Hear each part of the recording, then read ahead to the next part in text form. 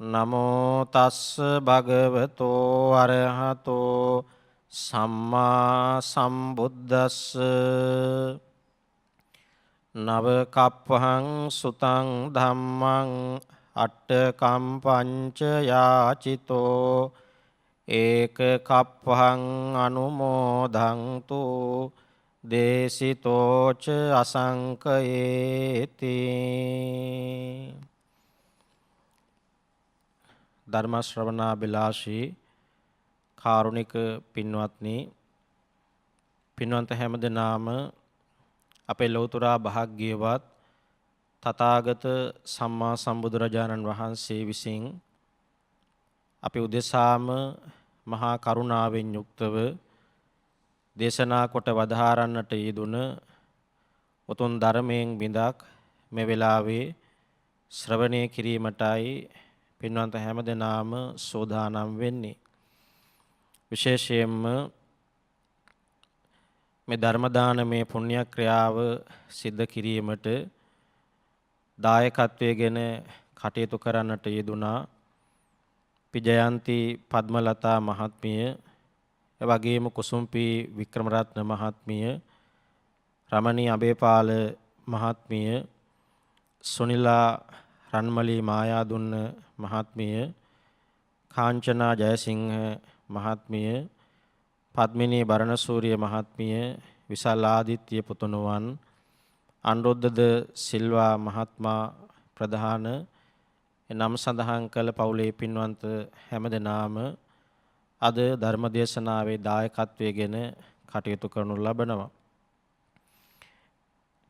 තම තමන්ගේ ජීවිතවලට ආශිර්වාදය ප්‍රාර්ථනා කිරීම වගේම දායකත්වයේ දරූ සියලු දෙනාගේ නමින් අභාවයට පත්වන්නට යෙදුන සියලු ඥාති මිත්‍රාදීන්ට පුණ්‍යානුමෝදනාවන් කිරීමට පින්කම අවසානයේදී බලාපොරොත්තු වෙනවා.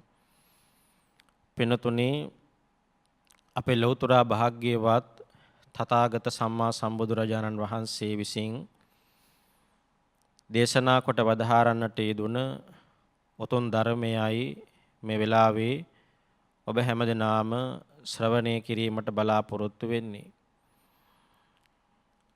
මේ ලෝකයේ තියෙන ඉහළතම දානමය පුණ්‍ය ක්‍රියාව වශයෙන් අපේ බුදුරජාණන් වහන්සේ පැහැදිලි කරේ ධර්ම දානමය පින්කම.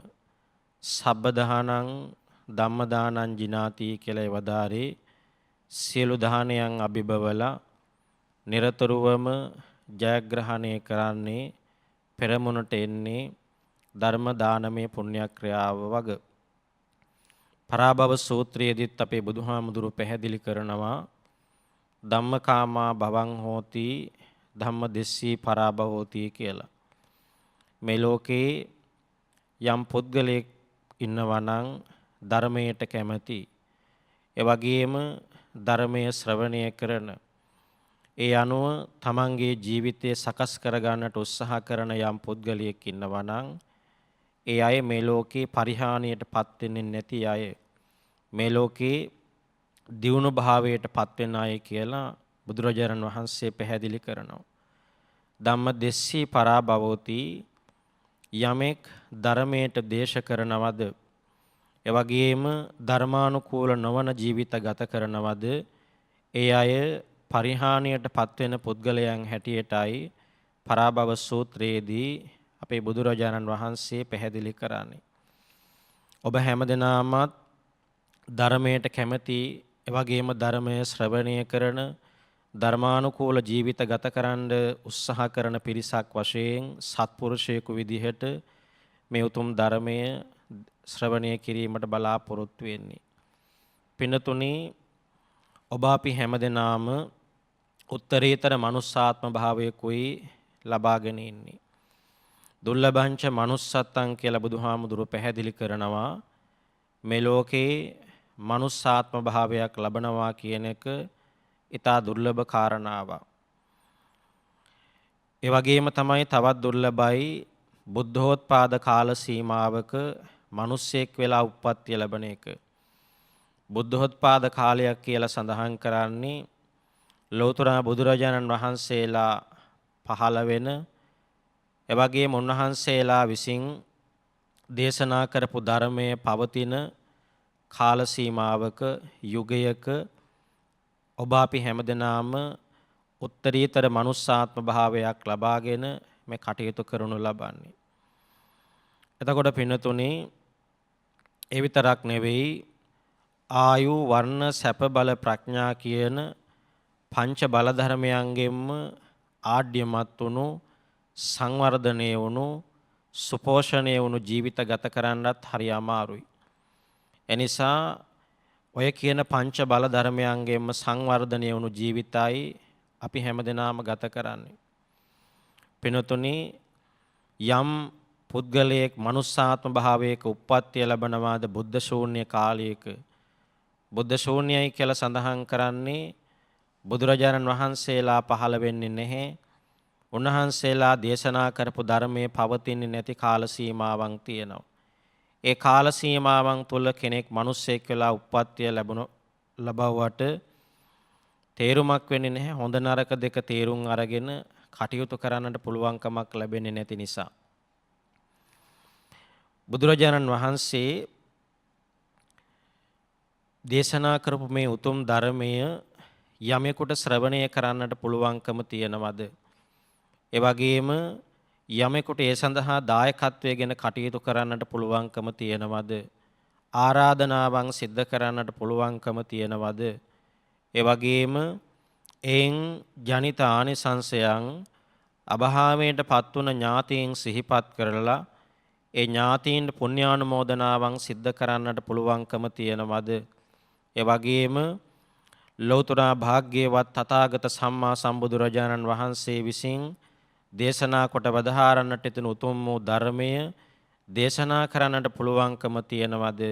මේ හැම දිනාටම සාංශාරික වශයෙන් නිවන් දක්නා ජාති දක්වාම පින් රැස් වෙන මහ පින්කමකුයි හැමදෙනාම සිද්ධ කරනු ලබන්නේ. ඒක බුදුරජාණන් වහන්සේ උන්වහන්සේගේ වචනයෙන්ම පැහැදිලි කරන්නට යෙදුනා. නව කප්පහං සුතං ධම්මං යම් පුද්ගලයෙක් බොහොම සද්ධාවකින් යුක්තව එවැගේම හැඟීමකින් යුක්තව මගේ බුදුරජාණන් වහන්සේ මා උදෙසාම අප උදෙසාම දේශනා කොට වදාරන්නට යෙදුන උතුම් ධර්මයයි මේ වෙලාවේ මම ශ්‍රවණය කරන්නේ කියන හැඟීම ආකල්පයේ පෙරදරි කරගෙන යමෙකුට ධර්මයේ ශ්‍රවණය කරන්නට පුළුවන්කම තියනවද? මමේව බුද්ධෝ මමේව ධම්මෝ මමේව සංඝෝ මගේ බුදුරජාණන් වහන්සේ මගේ ධර්ම රත්නය මගේ සංඝ රත්නය කියන මේ ත්‍රිවිධ රත්නය කෙරෙහිම අප්‍රමාණ ගෞරවයේ පෙරදරි කරගෙන විශ්වාසයෙන් යුක්තව උත්තරීතර ධර්මයේ ශ්‍රවණය කරන්නට පුළුවන්කම තියනවද? එයින් කල්ප 9ක් යනතුරු සැප විපාක පිණිස පවතින මහා පින්කමක් බවට පත් වෙනවා. අපේ බුදුරජාණන් වහන්සේ විවිධ සූත්‍ර දේශනාවන් තුළ විවිධ උපමා උපමේයන් යොදා ගනිමින් ධර්මයේ අධ්‍යයනය කරන පුද්ගලයන්ට එවැගේම ධර්ම ශ්‍රවණය කරන අයට පහසුව පිණිස අපේ බුදුරජාණන් වහන්සේ විවිධ උපමා උපමේයන් දේශනා කොට වදාරන්නට යෙදුණා. මෙතනදී එක් අවස්ථාවක ආනන්ද හාමුදුරුවෝ බුදුරජාණන් වහන්සේගෙන් විමසනවා, සාමීනී භාග්‍යතුන් වහන්සේ මේ කල්පයකට තියෙන කාල සීමාව කොච්චරක්ද කියලා. ඒ වෙලාවේදී බුදුරජාණන් වහන්සේ උදාහරණයක් මගින් පැහැදිලි කරනවා කල්පයකට ඇති කාල සීමාව. යම් පුද්ගලයෙකු යම් පෙට්ටියක් නිර්මාණය කරනවා. මේ පෙට්ටිය යොදුනක් දිග, එවැගේම යොදුනක් ගැඹුර, යොදුනක් පළල ඇති විශාල පෙට්ටියක්.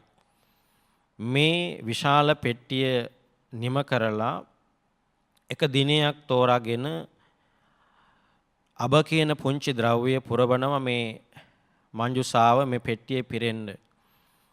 මේ පෙට්ටියේ පිරෙන්න අබ කියන පුංචි ද්‍රව්‍ය පුරවලා එක දිනයක එක අබ ඇටයක් ඉවත් කරනවා.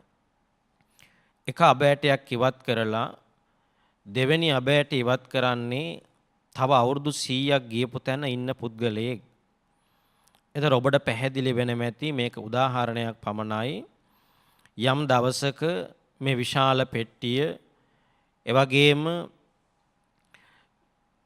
පුරවලා තියෙන බොහොම පුංචි ද්‍රව්‍යයක් අබ කියන ද්‍රව්‍ය එක අබෑටයක් ඉවත් කරලා දෙවෙනි අබෑට ඉවත් කරන්න තව අවුරුදු 100ක් ගත වෙනවා නම් මෙන්න මෙහෙම යම් කාල සීමාවක බොහෝ දීර්ඝ කාලයකට පස්සේ මේ පෙට්ටිය හිස් වෙනවා. අන්නේ කාල සීමාව කිසිම කෙනෙකුට කියලා නිම කරන්න පුළුවන් කමක් ලැබෙන්නේ නැහැ. මේ අහවල් වර්ෂේ අහවල් මාසේ අහවල් දිනේ තමයි මේ පෙට්ටිය හිස් වෙන්නේ කියලා කියන්න පුළුවන් කමක් ලැබෙන්නේ නැහැ. අනේ ඒ තරම් ඒසා විශාල කාල සීමාවක් කල්පයක් කියලා බුදුරජාණන් වහන්සේ පැහැදිලි කරනවා. එවැනි කල්ප 9ක් යනතුරු නිරතුරුවම සැප විපාක පිණිස පවතින ඒ වගේම මනුස්ස ලෝකයේ ඉපදුනා නම් මහේසාක්‍ය විදිහේ ජීවිත ගත කිරීමේ ශක්තිය වාසනාව ලැබෙන මහ පිංකමක්. ඒ වගේම දිව්‍ය ලෝකේ උප්පත්තිය ලබා ගත්තනම් මහේසාක්‍ය විදිහේ දිව්‍ය සැප සම්පත්තියෙන් වින්දනය කරන්න පුළුවන් වාසනාව ලැබෙන මහා පිංකමක්. කල්ප 9ක් යනතුරු නිරතුරුවම සැප විපාක පිණිස පවතින මහා පිංකමකුයි ධර්ම ශ්‍රවණමය පිංකම කියලා සඳහන් කරන්නේ. මනස සද්ධාවකින් යුක්තව හැඟීමකින් යුක්තවයි මේ උත්තරීතර බුද්ධ දේශනාව ශ්‍රවණය කළ යුතුව පවතින්නේ.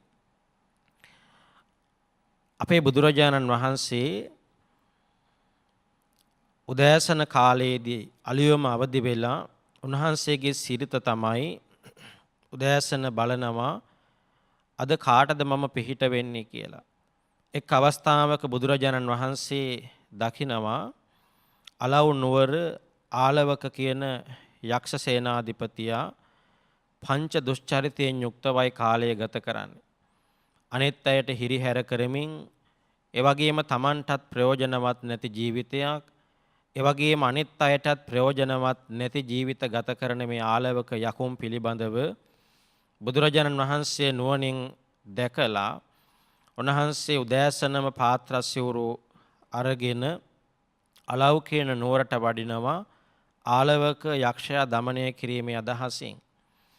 ඒ වෙලාවේදී ආලවක යක්ෂයා නිවසේ නොසිටියත් පසුව ආලවක යක්ෂයා බුදුරජාණන් වහන්සේට මුණ ගැහිලා බුදුරජාණන් වහන්සේව මුණ ගැහිලා බොහෝ දරුණු වචන වලින් රෞද්‍ර වචන වලින් බුදුරජාණන් වහන්සේට ආමන්ත්‍රණය කරනවා. නික්කම සමනාති, භවිෂ සමනාති ආදී රෞද්‍ර වචන වලින් බුදුරජාණන් වහන්සේට ආමන්ත්‍රණය කරනවා. ඒ අවස්ථාවේදී බුදුරජාණන් වහන්සේගෙන් අවසානයේදී ආලවක යකුන් අහන්නේ කිංසූද විත්තහම් පොරිසස්ස සෙට්ටං අපේ පරම්පරාවේ හිටපු අයට ඒ වගේම දැන් ජීවත් වෙලා ඉන්න අයට ප්‍රශ්න වගේක් තියෙනවා. ඒ අහපු ප්‍රශ්න වලින් ආලවක සූත්‍රයේදී පැහැදිලි කරනවා ඒ අහපු ප්‍රශ්න වලින් ආලවක යක්ෂයා අහපු පළවෙනි ප්‍රශ්නය තමයි කිංසූද විත්තහම් පොරිසස්ස සෙට්ටං මේ ලෝකේ පුද්ගලයෙකු ශ්‍රේෂ්ඨ භාවයට පත් වෙන්නේ මොනවා කළොත්ද කියලා. ඒ වෙලාවේදී බුදුරජාණන් වහන්සේ එතනත් පැහැදිලි කරනවා ආලවක යමෙකුට පුළුවන්කම තියනවද ලෞතර බුදුරජාණන් වහන්සේ පිළිබඳව ඒ වගේම උන්වහන්සේ දේශනා කරපු සී සද්ධර්මයේ පිළිබඳව ආර්ය මහා සංඝ රත්නයේ පිළිබඳව මේ කියන ත්‍රිවිධ රත්නයේ කෙරෙහිම අප්‍රමාණ ශ්‍රද්ධාවකින් යුක්තව කටයුතු කරන්නට පුළුවන්කම තියෙනවා නම් ඒකම ඇති ඒ පුද්ගලයාට ශ්‍රේෂ්ඨ භාවයට පත් වෙන්න කියලා. ඔබ හැමදෙනාම දන්නවා මේ ලෝකයේ ජ්‍යෙෂ්ඨ භාවයට පත් වෙන්න පුළුවන්කම තියෙන ඕනම පුද්ගලයෙකුට. වයසින් වර්ධත්වයට පැමිණෙනකොට ඒ වගේම තමන් කරන රැකියාවේ ඉහළට යන්නට අධ්‍යක්ීම් ලබන්න ඒ පුද්ගලයා ජ්‍යෙෂ්ඨ භාවයට පත් වෙනවා. ජ්‍යෙෂ්ඨ පුරවැසියෝ කියලාත් අපි සඳහන් කරනවා. හැබැයි මිනිස්සෙකුට ජේෂ්ඨ භාවයට පත් වෙන්න පුළුවන්කම තිබුණාට මිනිස්සෙකුට ශ්‍රේෂ්ඨයෙක් වෙන්න හරි අමාරුයි. එනිසා ආලවක යක්ෂයා විමසන්නේ සාමේනි කොහොමද මිනිස්සෙක් මේ ලෝකයේ ශ්‍රේෂ්ඨ වෙන්නේ කියලා. තුනුරුවන් කෙරෙහි ඇති වුණ ඇති කරගත් අප්‍රමාණ ගෞරවය සද්ධාව විශ්වාසය පෙරදරි කරගෙන සද්ධාවකින් යුක්තව කටයුතු කරන්නට පුළුවන්කම තියනවද ඒකම ඇති මේ ලෝකයේ මිනිස්සෙකුට ශ්‍රේෂ්ඨ භාවයට පත් වෙන්න කියලායි බුදුරජාණන් වහන්සේ එතන පැහැදිලි කරන්නේ. පින්නතුනි අපි මේ ලබාගත් උත්තරීතර මනුස්සාත්ම භාවයේ තුල හැමදෙනාටම ප්‍රයෝජනවත් වන විදිහේ ජීවිත ගත කරන්න අවශ්‍ය කරනවා. ඒ අවශ්‍ය කරන ධර්මඥානය තමයි අපි මේ ධර්ම දේශනාවන් තුලින් ධර්ම ශ්‍රවණය කරලා ඒ අනුව අපේ ජීවිතය සකස් කරගන්නට උත්සාහ කරන්නේ. ඔබ මතක තියාගන්න ධර්මය ශ්‍රවණය කරනවා කියලා කියන්නේ නිවනට යන දොරටුවක්. ධර්මඥානය අපේ හිත තුල තියෙන්න අවශ්‍ය කරනවා. කෙනෙක් බුද්ධ ශූන්‍ය කාලයක උප්පත්තිය ලබාගෙන මිනිස්සෙක් වෙලා උප්පත්තිය ලබාගෙන කටයුතු කරාට තේරුමක් වෙන්නේ නැහැ. ලෞතර බුදුරජාණන් වහන්සේලා ඉපදිලා නැහැ. ඒ වගේම උන්වහන්සේලා දේශනා කරපු ධර්මයේ පවතින්නේ නැති යුගයක. එවැනි කතා පොතක් සඳහන් වෙනවා අපේ බෝසතාණන් වහන්සේගේ අතීතාත්ම භාවයක් පිළිබඳව.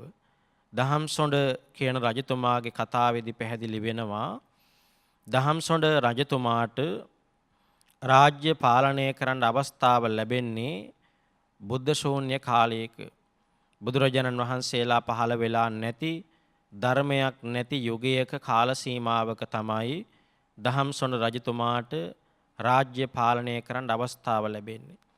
එතකොට පින්නතුනි දහම්සොඬ රජතුමා බොහොම බුද්ධිමත් රජ කෙනෙක්.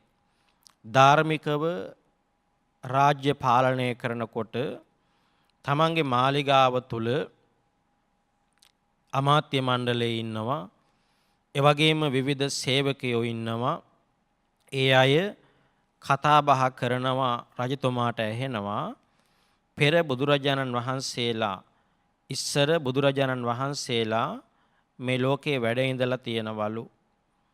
රජතුමාට ඇහෙනවා ඒ බුදුරජාණන් වහන්සේලා විසින් දේශනා කරපු ධර්මයේ අහලා මිනිස්සු නිවන් දැක්කලු. මෙන්න මෙහෙම තමන්ගේ මාලිගයේ තුල රාජපුරුෂයන් එවැගේම අමාත්‍ය මණ්ඩලයේ විවිධ සේවකයෝ ඉන්නවා. ඒ අය කතා බහ කරන රජතුමාට ඇහෙනවා. ඒ වෙලාවේදී රජතුමාට ආස හිතෙනවා අර පෙර බුදුරජාණන් වහන්සේලා විසින් දේශනා කරපු ධර්මයේ ශ්‍රවණය කරන්නට බණපදයක් අහන්නට රජතුමාට ආස හිතෙනවා. රජතුමා තමන්ගේ අමාත්‍ය මණ්ඩලයේ කැඳවලා ඒ වගේම තමන්ගේ සේවකයන් කැඳවලා අහනවා බුදුබණ පදයක් දන්න කෙනෙක් මේ මාලිගාව තුල ඉන්නවද? කිසිම කෙනෙක් දන්නේ නැහැ. බුදුරජාණන් වහන්සේලා විසින් දේශනා කරපු ධර්මයේ කවුරුත් දන්නේ නැහැ. ඊට පස්සේ රජතුමා ඔබ දන්නවා ඉස්සර මාලිගාව තුලින් තමන්ගේ මහජනතාවට පණිවිඩයක් දෙන්න අවශ්‍ය නම් අඬබෙර කරුවන් තමයි පිටත් කරන්නේ. සතර දිසාවට රජතුමා අඬබෙර කරුවන් පිටත් කරලා හරිනවා. කවුරු හරි බුදුබණ පදයක් දන්න කෙනෙක් ඉන්නවා නම් මාලිගාවට ඇවිල්ලා කියලා යන්න. දහම්සොඬ රජතුමා හරි ආසාවෙන් ඉන්නවා බණ පදයක් අහන්නට. දෙන තෑගි බෝගත් කියලා අඬබෙර කරුවන් පිටත් කරා. හැබැයි කිසිම අවස්ථාවක ඒ රාජ්‍යයේවත් ඒ වගේම අසල්වැසි රාජ්‍යයකවත් බුදුබණ පදයක් දන්න කෙනෙක් හොයාගන්න හිටියේ නැහැ. ඒ තරම් බුද්ධ ශූන්‍ය කාලය.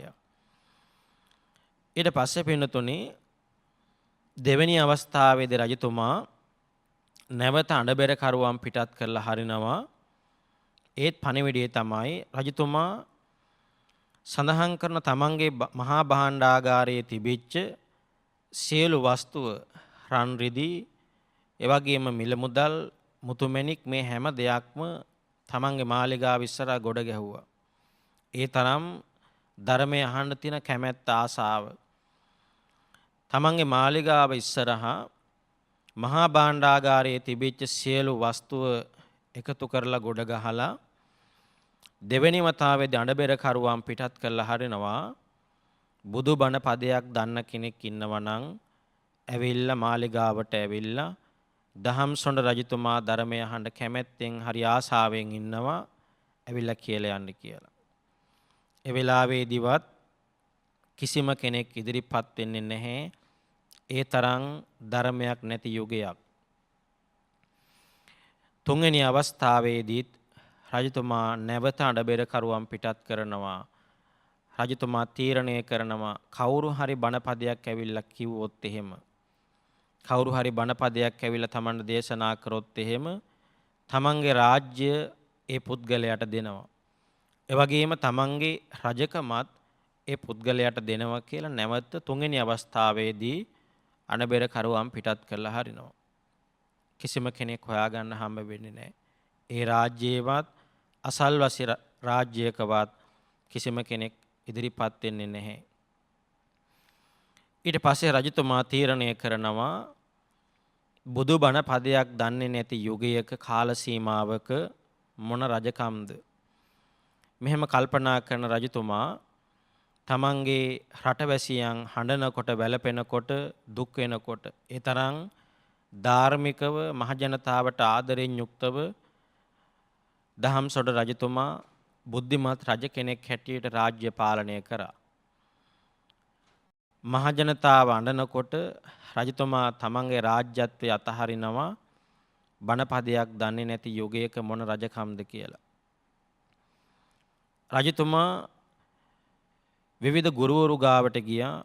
ඒ අයගෙන් ඉගැන්වීම් වෙනස්ම ඉගැන්වීම්. ඒ අයගෙන් අහන ඔබ ලෞතර බුදුරජාණන් වහන්සේලා විසින් දේශනා කරපු ධර්මය දන්නවද?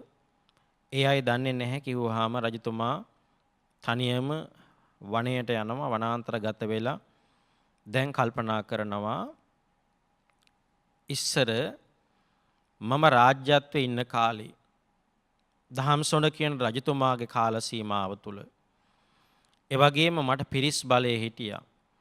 ඒ වගේම ඇත්තස්රිය පාබල කියන මේ චතුරංගනී සේනාව විධානය කරන්න ඕනම අවස්ථාවක හැකියාව තිබුණා. ඒ වගේම පිරිස් බලය මේ හැම දෙයක්ම තියෙද්දී තමයි රජතුමා තමන්ගේ මේ වස්තුව දන් දෙනවා. ඒ වගේම තමන්ගේ රාජ්‍යත්වයේ දන් දෙනවා. ඒ වගේම තමන්ගේ රජකම දන් දෙනවා කියලා තමන්ට බලය තිබිච්ච කාලේ තමයි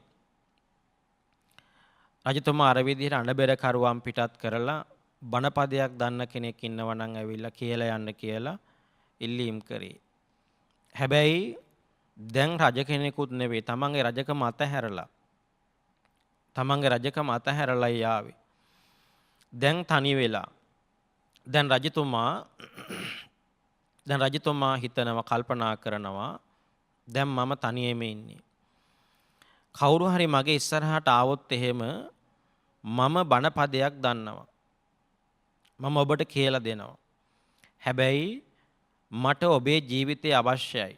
මට ඔබේ ජීවිතය ඕනි කියලා ඉල්ලුවොත් එහෙම රජතුමා එක පයින් තීරණය කරනවා ඔව් මම මගේ ජීවිතය දෙනවා කියලා. මම මගේ ජීවිතය දන් දෙනවා. මේක පින්නතුනි දැනෙනවා සක් දෙවිඳුට. ඒ වගේම රජතුමා තීරණය කරනවා හිතනවා ඒ පුද්ගලයාට බණපදයක් දන්නවා. හැබැයි ඒ පුද්ගලයා ඔබේ ජීවිතය මට එපා. හැබැයි මට ඔබේ ජීවිත කාලය පුරාවටම මගේ ජීවිත කාලය පුරාවටම 16ක් වෙලා මට 16ක් වෙලා කටයුතු කරන්න කියලා ඉල්ලීමක් කරොත් එහෙම ඔහු කල්පනා කරනවා ඔව් මම ඒක කරනවා. 16ක් වෙලා කටයුතු කරන ජීවිත කාලයෙම. ඒ විදිහට හිතන එච්චරකට බණ අහන්න තියෙන ආසාව. දහම් පිපාසිතව හිටපු රජතුමා. අර පළවෙනි අවස්ථාවේදී රජතුමා හිතන්නේ මොකද්ද? කවුරු හරි ඇවිල්ලා බණපදයක් දන්නවා මට ඔබේ ජීවිතේ ඕනී කියලා ඉල්ලුවොත් එහෙම රජතුමා එක පයින් තීරණය කරලා අවසానයි මම මගේ ජීවිතේ දන් දෙනවා කියලා. ඒ කියන්නේ පරමාර්ථ පාරමිතාව. පරමාර්ථ පාරමිතාව. මේක දැනෙනව සක්දෙවිඳුට. පින්නතුනේ අපේ බෝසතාණන් වහන්සේට ලෞතර බුද්ධ රාජ්‍යයට පත් වෙන්නට සක්දෙවිඳු තරම් උදව් කරපු උපකාර කරපු දිව්‍ය මණ්ඩලයේ තවත් දෙවි කෙනෙක් නැති තරම් ඒ තරම් සාරා සංකේය කල්පලක්ෂයක් මුළුල්ලේ දසපාරමිතාවන් සම්පූර්ණ කරනකොට පාරමිතා විදිහට ඒ වගේම උපපාරමිතා විදිහට පරමාර්ථ පාරමිතා විදිහට සසරේ සම්පූර්ණ කරනකොට සක්දෙවිඳු තරම් උදව් උපකාර කරපු කෙනෙක් තවත් නැති තරම් මේ චේතනාව සක්දෙවිඳුට දැනිලා සක්දෙවිඳු බලනවා මේ කවුද? මේ මතු බුදුවන ගෞතම කියන බුදුරජාණන් වහන්සේගේ අතීතාත්ම භාවයක් දහම්සොඬ රජතුමා. එතුමා කැමති පරමාර්ථ පාරමිතාව සම්පූර්ණ කරන්න. තමන්ගේ ජීවිතයේ දන් දෙන්න කැමති. එතුමාට උදව් කරන්න ඕනේ කියන අදහසින් යුක්තව සක්දෙවිඳු රෞද්‍ර යක්ෂයෙකුගේ වේශයක් මවාගෙන මහා කැලයට පිවිසලා රජතුමා ඉදිරියට එනවා. ඒ වෙලාවේ රජතුමා බය වෙලා දුවන්න හදනකොටම සක්දෙවිඳු කියනවා හා දුවන්න එපා. ඔබ හොයන දේ මං ගාව තියෙනවා. ඔබ හොයන දේ මම ගාව තියෙනවා. ඒ වෙලාවේදී රජතුමා අහනවා ඔබ බණපදයක් දන්නවද? ඔව් මම දන්නවා. රජතුමා ඉල්ලීමක් කරනවා. එහෙනම් මට කියලා දෙන්න කියලා.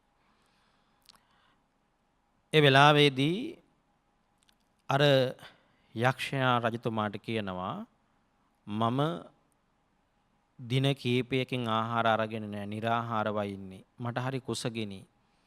එනිසා මට ඔබව අනුභව කරන්න අවශ්‍යයි කියලා. රජතුමා එක පයින් කැමති වෙනවා. රජතුමා එක පයින් කැමති වෙනවා. හැබැයි නැවත මේ රජතුමා හරි බුද්ධිමත් රජෙක්. නැවත රජතුමාට කල්පනා වෙනවා මේ යක්ෂයා ඉස්සෙල්ලා තමන්ව ආහාරයට ගත්තොත් එහෙම බණපදයක් අහන්න තියෙන අවස්ථාව නැති වෙනවා. එනිසා රජතුමා නැවත ඉල්ලීමක් කරනවා අර යක්ෂයාට මාව අනුභව කරන්නට පෙර බණපදයක් කියලා දීලා මාව ආහාරයට ගන්න කියලා. ඊට පස්සේ මේ දෙන්නම ගිවිසුම් ගත වෙනවා සාකච්ඡා කරලා. යක්ෂයා කැමති වෙන්නේ නැහැ ඉස්සෙල්ලා බණපදයේ කියන්න. දෙන්නම සාකච්ඡා කරලා අසල තිබිච්ච පර්වතයකට රජතුමාට කියන ඔබතුමා මේ පර්වතයට නගින්න. මේ පර්වතයට නැගලා මම පහළ ඉන්නවා කට ඇරගෙන. ඔබතුමා මේ පර්වතයට නැගලා මගේ කටට පයින්න. ඒ පයින්නකොට මම දන්න බණපදයේ හයියෙන් කෑ ගහලා කියනවා. මම දන්න බණපදයේ හයියෙන් කෑ ගහලා කියනවා ඒ බණපදයේ අහගෙනම මගේ කටට පයින්න කියලා. රජතුමා කැමති වෙනවා. කැමති වෙලා අර පර්වතයට රජතුමා නගිනවා. පියවරක් තබන වාරයක් පාසා රජතුමා හිතින් හිතනවා මේ කවදාකවත් බුදුරජාණන් වහන්සේ නමක් දැකලවත් ඒ වගේම බුදුරජාණන් වහන්සේලා විසින් දේශනා කරපු ධර්මය අහලවත් නෙවෙයි. රජතුමා හිතින් කල්පනා කරනවා, හිතින් හිතනවා, හිතින් පූජා කරනවා. මගේ ජීවිතයේ බුදුරජාණන් වහන්සේට පූජා වේවා කියලා. මගේ ජීවිතය බුදුරජාණන් වහන්සේට පූජා වේවා කියලා පර්වතයට පියවර තබන වාරයක් පාසාම රජතුමා හිතින් පූජා කරනවා. පර්වතයේ උඩට නැගපු රජතුමා අර කියපු විදිහටම පහළට පයින්නවා. රෞද්‍ර යක්ෂයාගේ වේශයක් මවාගෙන හිටියේ සක්දෙවිඳු. සක්දෙවිඳු දහම්සොඬ රජතුමාව දෝතිම්ම පිළි අරගෙන දිව්‍ය ලෝකයට එකගෙන ගිහිල්ලා සක්දෙවිඳුගේ ආසනයේම වඩා හිඳවලා පෙර බුදුරජාණන් වහන්සේලා විසින් දේශනා කරපු ධර්මය රජතුමාට කියලා දීලා අනුශාසනා කරලා නැවත මනුස්ස ලෝකයට එක්කගෙන ඇවිල්ලා රාජ්‍යත්වයේ පිහිටවවා කියලා දහම්සොඬ රජතුමාගේ කතා පොතේ සඳහන් කරනවා. ඔබට මේ සිහිපත් කරන්න පින්නතුනි ඒ තරම් අති දීර්ඝ බුද්ධ ශූන්‍ය කාලයක් මේ ලෝකේ තියෙනවා. සක්දෙවිඳු අපේ බෝසතාණන් වහන්සේට මේ විදිහට සසරේ පාරමිතා විදිහට එවැගේම උපපාරමිතා විදිහට පරමාර්ථ පාරමිතා විදිහට සසරේ සම්පූර්ණ කරනකොට සක්දෙවිඳු විවිධ අවස්ථාවන් තුළ මේ ආකාරයෙන් උදව් උපකාර කරලා තියෙනවා. අපේ බෝසතාණන් වහන්සේට අපේ ලෞතර බුදුරජාණන් වහන්සේ තමන් වහන්සේගේ අතීත ආත්ම භාවයන් පිළිබඳ විවරණය කරනකොට ලෞතර බුදුරජාණන් වහන්සේ නමකට පුළුවන්කම තියෙනවා තමන් වහන්සේගේ අතීත ආත්ම භාවයන් පිළිබඳ විමසන්නට විවරණය කරන්නට. අපේ 550 ජාතක පොත් වහන්සේගේ ජාතක කතාවන් තුළ සඳහන් වෙනවා මිට අවුරුදු 500කට පෙර මෙන්න මෙච්චර කාලයකට පෙර තමන් වහන්සේ මේ ආත්ම භාවයේ උප්පත්තිය ලබා ගත්තා කියලා. ඔබට පැහැදිලි ඇති අපේ බුදුරජාණන් වහන්සේට අතීත ආත්ම භාවයන් පිළිබඳ විවරණය කරන්න පුළුවන්කම තිබුණා කියලා. ඒ වගේම තමයි ලෞතර බුදුරජාණන් වහන්සේට තවත් කෙනෙකුගේ අතීත ආත්ම භාවයක් පිළිබඳව විවරණය කරන්න පුළුවන්කම තියෙනවා. මේ පුද්ගලයා මේ ආත්ම භාවය තුල මොනවද කරේ කවුරු වෙලාද උප්පත්තිය ලබාගෙන හිටියේ කියලා සඳහන් කරන්න පුළුවන්කම තියෙනවා. ජාතක පොත් වහන්සේගේම අවසානයේ සඳහන් කරනවා මේ විදිහට මේ ආත්ම භාවයේදී මේ පුද්ගලයා මට මිත්‍රත්වයෙන් යුක්තව කටයුතු කරා. මේ විදිහට මේ පුද්ගලයා මට සතුරෙක් විදිහට මේ ආත්ම භාවයේදීත් හිටියා කියලා. ඔබට පැහැදිලි ඇති බුදුරජාණන් වහන්සේට තවත් කෙනෙකුගේ අතීත ආත්ම භාවයන් පිළිබඳව විවරණය කිරීමේ ඥානයක් තිබුණා. ඒ වගේම තමයි පින්නතුනි ලෞතර බුදුරජාණන් වහන්සේට එදා ලෝකයේ අතීතයේ පිළිබඳව ඒ වගේම බුදුන් දවස වර්තමානයේ පිළිබඳව ඒ වගේම මතු අනාගතයේ පිළිබඳව මේ කියන කාලත්‍රය පිළිබඳවම මනා පැහැදිලි කිරීමක් සිද්ධ කරන්න පුළුවන්කම තිබුණා. විවරණය කරන්න පුළුවන්කම තිබුණා. මෙන්න මේ විදිහට අවසානයේදී ඔය සප්ත සූර්යෝද්ගමන වැනි සූත්‍ර දේශනාවන් තුල පවා ලෝකේ විනාශ ස්වභාවයට පත් වෙන ආකාරයන් පිළිබඳව බුදුරජාණන් වහන්සේ පැහැදිලි කරලා තියෙනවා. මේකට කියනවා ත්‍රිවිද්‍යාව කියලා.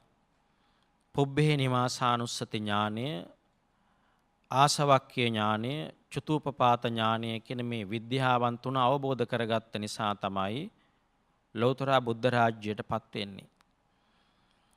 එක් අවස්ථාවක අපේ බුදුරජාණන් වහන්සේ පැහැදිලි කරනවා තමන් වහන්සේ සංසාරේ සාරා සංකේය කල්පලක්ෂයක් මුළුල්ලේ දානය විතරක්, පරිත්‍යාගය විතරක්, දීම විතරක් පාරමිතාවක් විදිහට, එවැගේම උපපාරමිතාවක් විදිහට, පරමාර්ථ පාරමිතාවක් විදිහට සම්පූර්ණ කරපු පිනම හේතු වාසනා වුණා කියලා සඳහන් කරනවා. ඉපදිච්ච ගමම්ම, උප්පත්තිය ලැබපු ගමම්ම කතා කරන්න පුළුවන්කම තිබිච්ච ආත්ම භාව තුනක් තිබුණා කියලා. පළවෙනි ආත්ම භාවය තමයි මව් කුසෙන් ඉපදිලා ලදරුවාගේ කාලේ ඉපදුණු ගමම්ම සක් දෙවිඳු මේ කුමාරයාට උදව් කරන වෙතනදීත් සක් දෙවිඳු මේ කුමාරයාගේ මේ දරුවගේ අතට දෙනවා ඖෂධයක්. මේ ඖෂධයේ ගුලි කරගෙන ඉන්න මේ චූටි ලදරුවා ගෙන් අම්මා අහනවා පුතේ මොනවද අතේ ගුලි කරගෙන ඉන්නේ කියලා. ඒ වෙලාවේදී විශ්වාස කරන්නේ නැහැ අම්මත් ආදරෙන් අහනවා පුතේ මොනවද අතේ ගුලි කරගෙන ඉන්නේ කියලා. මේ චූටි ලදරුවා ඉපදිච්ච ගමම්ම චූටි ලදරුවා පිළිතුරු දෙනවා අම්මේ මේක ඖෂධයක් කියලා. මහෝෂධ කියන ආත්ම භාවය පළවෙනි ආත්ම භාවය ඉපදිච්ච ගමම්ම කතා කරන්න පුළුවන්කම ලැබිච්ච පළවෙනි ආත්ම භාවය මහෝෂධ ආත්ම භාවය. ඒ වගේම තමයි දෙවෙනි ආත්ම භාවය මේ විදිහට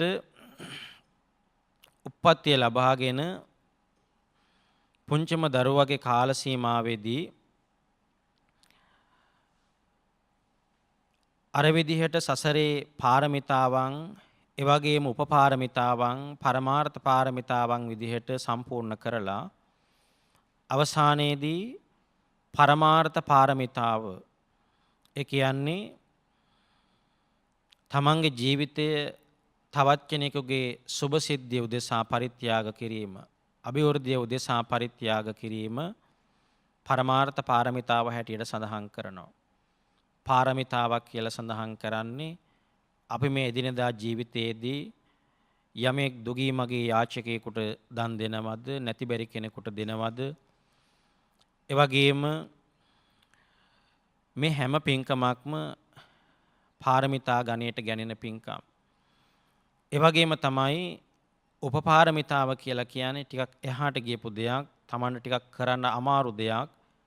තමන්ගේ ශරීරයේ තියෙන ලේ ටිකක් දන් දෙන එක, ඒ වගේම ශරීරයේ තියෙන අවයව දන් දෙන එක මේවා පුද්ගලයෙකුට සාමාන්‍ය මිනිසෙකුට ටිකක් කරන්න අමාරුද. අපි දෙපාරක් කල්පනා කරනවා. පරමාර්ථ පාරමිතාව කියලා සඳහන් කරන්නේ තවත් අමාරුයි. තමන්ගේ ජීවිතය පරිත්‍යාග කිරීම. පින්නතුනේ පරමාර්ථ පාරමිතාව සම්පූර්ණ කරන්න මේ විදිහට සසරේ පාරමිතා උපපාරමිතා පරමාර්ථ පාරමිතා විදිහට සම්පූර්ණ කරලා තව එක අවස්ථාවක් තියෙනවා පරමාර්ථ පාරමිතාව සම්පූර්ණ කරන්න. ඒ කියන්නේ තමන්ගේ ජීවිතයේ පරිත්‍යාග කරන තව එක අවස්ථාවක් තියෙනවා. ඒ වෙලාවේදී සක්දෙවිඳු වෙවිලා ආරාධනාවක් කරනවා අපේ බෝසතාණන් වහන්සේ වෙනකොට තුසිත දිව්‍ය ලෝකේ උප්පත්තිය ලබාගෙන සක්දෙවිඳු වෙවිලා ආරාධනාවක් කරනවා දැන් ඔබ වහන්සේ වඩින්න මනුස්ස ලෝකයට පරමාර්ථ පාරමිතාව සම්පූර්ණ කරන්න තව එක අවස්ථාවයි තියෙන්නේ. ඒ වෙලාවේදී ජයතුරාපුර සංජේතයන කියන මහරජුරවන්ට කුසතී කියන දේවියට දහව වෙස්සන්තර කුමාර කියන ආත්ම භාවයේ උප්පත්තිය ලබාගෙන පරමාර්ථ පාරමිතාව අවසානයේ සම්පූර්ණ කරනවා. ඉපදුනේම දන් දෙන්න හිතාගෙන තමන්ගේ රට රාජ්‍ය දන් දුන්නා.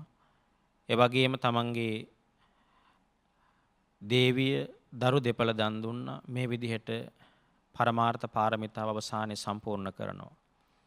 තුන්වෙනි අවස්ථාව තමයි ඉපදුනේම සිංහනාදයක් කරමින් අග්ගෝ හමස්මි ලෝකස්ස ජෙට්ටෝ හමස්මි ලෝකස්ස සෙට්ටෝ හමස්මි ලෝකස්ස අය මන්ති මා ජහති නත්ති දහනි පුනබ්බවෝති කියලා.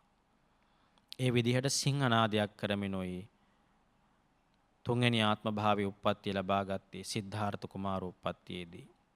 එනිසා පින්නතුනි ඒ විදිහටයි අපේ බෝසතාණන් වහන්සේට උතුම් ලෞතර බුද්ධ රාජ්‍යයට පත් වෙන්නට සක්දෙවිඳු උදව් උපකාර කරේ.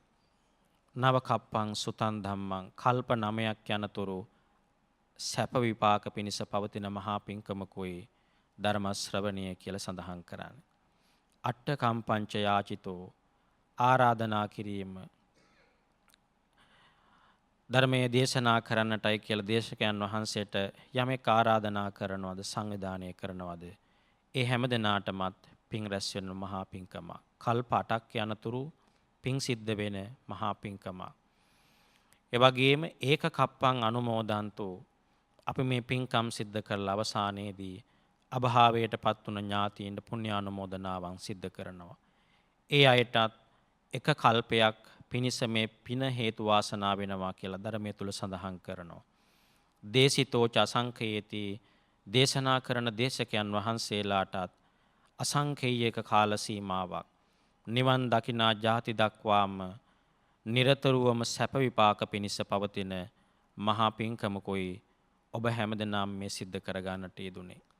එනිසා පින්නතුනි අපි මේ ධර්ම ශ්‍රවණයෙන් රැස් කරගන්නට යෙදෙන අනන්ත අප්‍රමාණ කුසල ධර්මයන්ගේ ශක්තියෙන් බලයෙන් අධිග්‍රහිත සියලු දෙවි දේවතාන් වහන්සේලාගේ දේවාශිර්වාදයෙන් පින්වන්ත ලොකු කුඩා හැමදෙනාම ධර්ම දේශනාවේ දායකත්වයේ ගැන කටයුතු කරනු ලබන පින්වන්ත ලොකු කුඩා හැමදෙනාම ඒ වගේම විශේෂයෙන්ම බෞද්ධ මාධ්‍ය ජාලයේ ගරු සභාපති දුරන්දර අතිපූජනීය බොරලන්දේ වජිරඥාන නායක ස්වාමීන්ද්‍රයන් වහන්සේ ප්‍රධාන මහා සංඝරත්නය ඒ වගේම මේ ස්ථානයටත් වැඩම කොට වදාළ මාකොළ ශ්‍රී කල්යාණි වංශිකාරාම විහාරාධිපති අති ගෞරවනීය නායක මාහිමිපාණන් වහන්සේ ප්‍රධාන ගරු කටයුතු මහා සංඝරත්නයටත් උන්වහන්සේලාට මේ සිද්ධ කරගෙන යන ලෝක ශාසනික සේවාවන් තවදුරටත් අවශ්‍ය පරිදි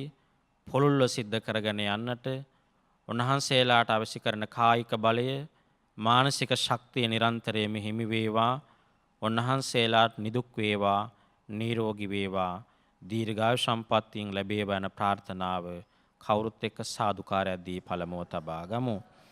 ඒ වගේම සම්බුද්ධ ශාසන පාලක ඉන්ද්‍රෝපේන්ද්‍ර සමස්ත දිව්‍ය රාජෝත්තමයන් වහන්සේලාටත් අපි මේ පින් අනුමෝදන් කරමු අනුමෝදන් වෙත්වා.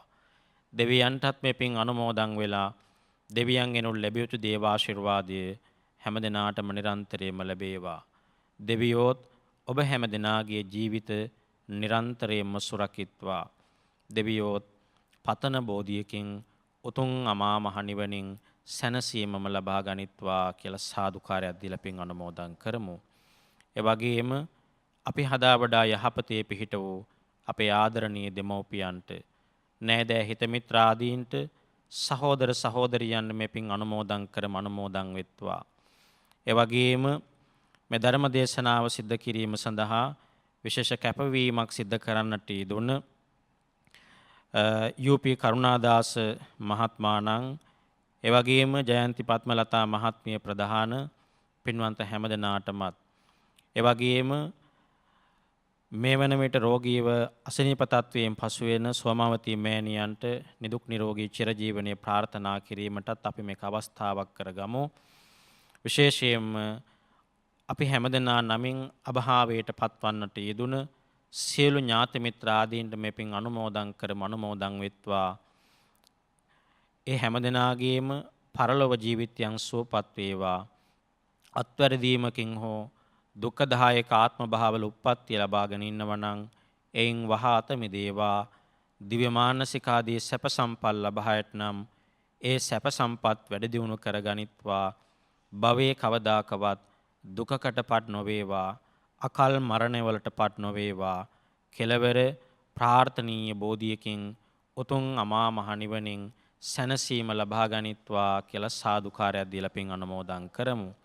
ඒ වගේම ශ්‍රී සම්බෝධි මහා විහාරාධිපතිව වැඩවිසූ බෞද්ධ මාධ්‍ය ජාලයේ නිර්මාතෘවර බෝධිසත්ව ගුණෝපේත සම්බුද්ධ ශාසන විශ්වකීර්ති ශ්‍රී සද්ධර්ම විභූෂණ පරම පූජනීය දරණාගම ශ්‍රී කුසල ධම්ම මහා ස්වාමීන්ද්‍රයන් වහන්සේටත් අපි මේ පින් අනුමෝදන් කරමු අනුමෝදන් වෙත්වා. ඒ වගේම අපවත් වී වදාළ සියලු මහා සංඝරත්නයටත් මේ පින් අනුමෝදන් කරමු අනුමෝදන් වෙත්වා. රට ජාතිය වෙනුවෙන් දීපිදු සියලු රණවිරුවන්ටත් මේ පින් අනුමෝදන් කරමු අනුමෝදන් වෙත්වා. සියලු ලෝකවාසීන්ටත් අපි හැම දෙනාටමත් ලෞතර බුද්ධත්වයේ පසේ බුද්ධත්වයේ මහරහත් භාවයේ කියන තුන්තරා බෝධියකින් ජාත්‍යාදී සංසාරික දුක්ඛ ධර්මයන් ගෙවන් කිරීමෙන් ලබන ලෝකෝත්තර උතුම් අමර්ත මහා නිර්වාණ සම්පත්තියේ අපි හැම දිනාටම ඒකාන්ත වශයෙන්ම හේතු වාසනා වේවා. මේ පින් නිවන් පිණිසම අපි හැම දිනාටම සසරේ උපකාර පිණිස පවතිවා කියන ප්‍රාර්ථනාවෙන් කවුරුත් එක සාදුකාරයක් දීලා පවත්වලා නිවන් ප්‍රාර්ථනා කරගමු.